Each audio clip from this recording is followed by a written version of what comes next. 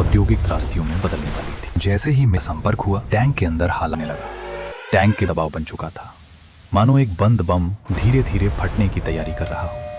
आधी रात के करीब दबाव इतना बढ़ गया कि टैंक का सुरक्षा वाल्व अपने आप खुल गया लगी। एक ऐसा जहरीला बादल लग पूरा इलाका इस जहरीले धुएं से ढक चुका था। उस कुछ ही मिनटों में लोगों को समझ आता था और फेफड़े से जैसे वे भागते, गैस उनकी रोशनी फैली तो भोपाल का दृश्य। ये कहानी है उस रात की जब एक पूरा शहर सो रहा था और मौत चुपचाप हवा बनकर उसकी तरफ बढ़ रही थी। 2 दिसंबर 1984 की रात मध्य प्रदेश की राजधानी भोपाल में सर्दियों की ठंडी हवा चल रही थी। लोग अपने घरों में सो चुके थे, बच्चों की नींद गहरी थी, मजदूरों की थकान भरी रात थी और शहर बिल्कुल शांत था। लेकिन शहर के बीचों बीच खड़ी एक फैक्ट्री के अंदर कुछ ऐसा हो रहा था जिसका अंदाजा किसी को नहीं था। ये फैक्ट्री थी यूनियन कार्बाइड इंडिया लिमिटेड की, जो एक अमेरिकी कंपनी यूनियन कार्बाइड कॉरपोरेशन की भारतीय शाखा थी। यहाँ 7 नाम का कीटनाशक बनाया जाता था और इसके निर्माण में इस्तेमाल होता था एक बेहद खतरनाक केमिकल मिथाइल आइसोसाइनेट, जिसे MIC कहा जाता है। ये गैस इतनी जहरीली थी कि इसकी थोड़ी सी मात्रा भी इंसान की आंखों को जला सकती थी, फेफड़ों को खराब कर सकती थी और कुछ ही मिनटों में जान ले सकती थी। साल 1969 में यूनियन कार्बाइड इंडिया लिमिटेड ने भोपाल के बाहरी इलाके में एक कीटनाशक फैक्ट्री की स्थापना की। उस समय ये जगह शहर से काफी दूर थी और आसपास ज्यादा आबादी नहीं थी। लेकिन जैसे जैसे समय बीतता गया, भोपाल तेजी से फैलने लगा। धीरे धीरे फैक्ट्री के आसपास गरीब मजदूरों की बस्तियां बसने लगीं। झुग्गियां, छोटी कॉलोनियां और हजारों परिवार उस फैक्ट्री के बिल्कुल पास रहने लगे। उन्हें इस बात का अंदाजा भी नहीं था कि उनके घरों से कुछ ही 100 मीटर दूर टनों की मात्रा में एक बेहद खतरनाक रसायन मिथाइल आइसोसाइनेट स्टोर किया जा रहा है। फैक्ट्री में इस गैस को 3 विशाल स्टील टैंकों में रखा जाता था और हर टैंक में दर्जनों टन गैस भर सकती थी। ये रसायन बेहद अस्थिर होता है, इसलिए इसे बहुत ठंडे तापमान पर रखना जरूरी होता है। शुरुआत में इसके लिए आधुनिक सुरक्षा प्रणालियां लगाई गई थीं, लेकिन 1980 के दशक तक कंपनी की आर्थिक स्थिति खराब होने लगी और खर्च कम करने के लिए धीरे धीरे कई सुरक्षा व्यवस्थाएं बंद कर दी गईं। MIC को ठंडा रखने वाला रेफ्रिजरेशन सिस्टम बंद कर दिया गया। गैस को निष्क्रिय करने वाला स्क्रबर सिस्टम पूरी क्षमता से काम नहीं कर रहा था और किसी भी रिसाव की स्थिति में गैस को जलाकर खत्म करने वाला फ्लेयर टावर भी खराब पड़ा था। सबसे खतरनाक बात यह थी कि इन टैंकों में जरूरत से कहीं ज्यादा गैस भर दी गई थी, मानो एक टिकिंग टाइम बॉम्ब शहर के बीचों बीच खड़ा हो। 2 दिसंबर 1984 की रात लगभग 10 बजे भोपाल में स्थित यूनियन कार्बाइड इंडिया लिमिटेड की फैक्ट्री के एक हिस्से में पाइपलाइन की सफाई का काम चल रहा था। ये एक सामान्य मेंटेनेंस प्रक्रिया थी जिसमें पाइपों को साफ करने के लिए पानी का इस्तेमाल किया जा रहा था। सामान्य परिस्थितियों में पानी को उस सेक्शन तक पहुंचने से रोकने के लिए कई सुरक्षा वाल्व लगाए जाते हैं, खासकर उन लाइनों में जो सीधे खतरनाक रसायन मेथाइल आइसोसाइनेट वाले टैंकों से जुड़ी होती हैं। लेकिन उस रात हालात सामान्य नहीं थे। या तो कुछ वाल्व ठीक से बंद नहीं किए गए थे या फिर सिस्टम में पहले से ही कई तकनीकी खराबियां मौजूद थीं। धीरे धीरे पानी पाइपलाइन के जरिए MIC स्टोरेज टैंक नंबर 610 तक पहुंच गया। ये प्रक्रिया इतनी धीमी थी कि शुरुआत में किसी को इसका अंदाजा भी नहीं हुआ, लेकिन टैंक के अंदर कुछ बेहद खतरनाक शुरू हो चुका था। जैसे ही पानी MIC के संपर्क में आया, टैंक के अंदर एक तीव्र रासायनिक प्रतिक्रिया शुरू हो गई। एक ऐसी प्रतिक्रिया जो कुछ ही घंटों में इतिहास की सबसे भयावह औद्योगिक त्रासदियों में बदलने वाली थी। जैसे ही मिथाइल आइसोसाइनेट और पानी का संपर्क हुआ, टैंक के अंदर हालात तेजी से बदलने लगे। रासायनिक प्रतिक्रिया इतनी तीव्र थी कि कुछ ही मिनटों में तापमान तेजी से बढ़ने लगा। टैंक के भीतर दबाव लगातार बढ़ता जा रहा था। धीरे धीरे तापमान 200 डिग्री सेल्सियस से भी ऊपर पहुंच गया।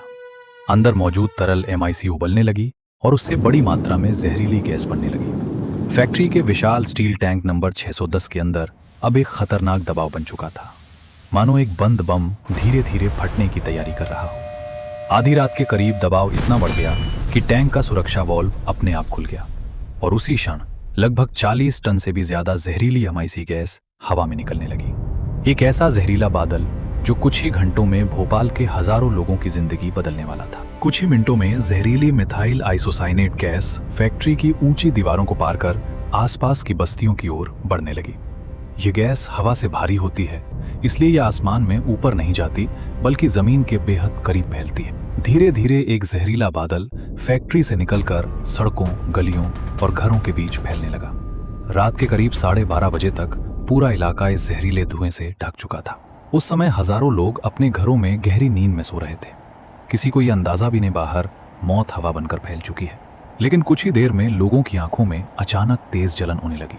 कई लोगों को सांस लेने में परेशानी महसूस होने लगी, गले में जलन, आंखों में पानी और फेफड़ों में घुटन। कुछ ही मिनटों में लोगों को समझ आने लगा कि हवा में कुछ बेहद खतरनाक फैल चुका है। और यही वो पल था जब भोपाल की सबसे भयावह रात शुरू हुई। लोग अपने घरों से भागने लगे, लेकिन उन्हें समझ ही नहीं आ रहा था कि किस दिशा में भागें। हवा में इतनी जहरीली गैस थी कि कुछ ही सांसों में लोगों की आंखें जलने लगती थी, गला बंद हो जाता था और फेफड़े काम करना बंद कर देते थे। कई लोग अपने बच्चों को गोद में उठाकर भाग रहे थे, कुछ लोग अपने परिवार के सदस्यों को ढूंढ रहे थे, लेकिन जैसे जैसे वे भागते गैस उनके फेफड़ों में भरती जाती। कई लोग सड़कों पर ही गिरने लगे। जब सुबह की पहली रोशनी फैली तो भोपाल का दृश्य भयावह था। सड़कें लाशों से भरी हुई थी। अस्पतालों के बाहर हजारों लोग मदद के लिए चिल्ला रहे थे। डॉक्टरों को समझ ही नहीं आ रहा था कि मरीजों का इलाज कैसे करें, क्योंकि उन्हें यह तक नहीं बताया गया था कि गैस कौन सी थी। कई डॉक्टरों ने बाद में कहा कि अगर उन्हें समय पर MIC गैस की पूरी जानकारी मिल जाती तो वे बेहतर इलाज कर सकते थे। इस त्रासदी के सिर्फ पहले 3 दिनों में ही लगभग 8000 लोगों की मौत हो चुकी थी। लेकिन असली विनाश यहीं खत्म नहीं हुआ। आने वाले वर्षों में जहरीली गैस के प्रभाव से मरने वालों की संख्या बढ़कर 15,000 से 20,000 के बीच पहुंच गई। लगभग 5 लाख लोग इस गैस से प्रभावित हुए। एक ऐसा आंकड़ा जिसने पूरे शहर की जिंदगी बदल दी। हजारों लोगों की आंखों की रोशनी हमेशा के लिए चली गई। कई लोगों के फेफड़े इतने बुरी तरह प्रभावित हुए कि वे जीवन भर सांस लेने के लिए संघर्ष करते रहे। अनगिनत महिलाएं गर्भपात का शिकार हुईं और कई परिवारों के सपने उसी रात टूट गए। लेकिन इस त्रासदी का असर यहीं खत्म नहीं हुआ।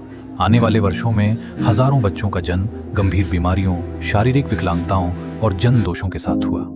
मानो उस रात फैली जहरीली हवा ने सिर्फ एक शहर को नहीं बल्कि आने वाली पीढ़ियों की किस्मत को भी बदल दिया। दुर्घटना के तुरंत बाद दुनिया भर में हंगामा मच गया।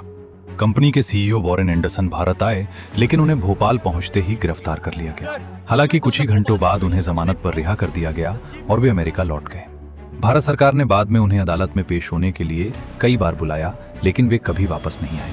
अंततः उन्हें भगोड़ा घोषित कर दिया गया। कई वर्षों तक अदालतों में इस हादसे को लेकर मुकदमे चलते रहे। 1989 में भारत सरकार और यूनियन कार्बाइड के बीच एक समझौता हुआ, जिसमें कंपनी ने $470 मिलियन यानी लगभग 750 करोड़ रुपए का मुआवजा देने पर सहमति जताई। लेकिन आलोचकों का कहना था कि इतनी बड़ी त्रासदी के सामने ये मुआवजा बेहद कम था। लाखों पीड़ितों को बहुत कम राशि मिली। कई परिवारों को तो केवल कुछ हजार रुपए ही मिले, जबकि उन्होंने अपने प्रियजनों को खो दिया था। आज इस घटना को लगभग 4 दशक से ज्यादा समय बीत चुका है, लेकिन इसके प्रभाव अभी भी खत्म नहीं हुए हैं। फैक्ट्री के आसपास की जमीन और पानी में अब भी जहरीले रसायनों के निशान पाए जाते हैं। कई रिपोर्टों के अनुसार आसपास रहने वाले लोग आज भी बीमारियों से जूझ रहे हैं।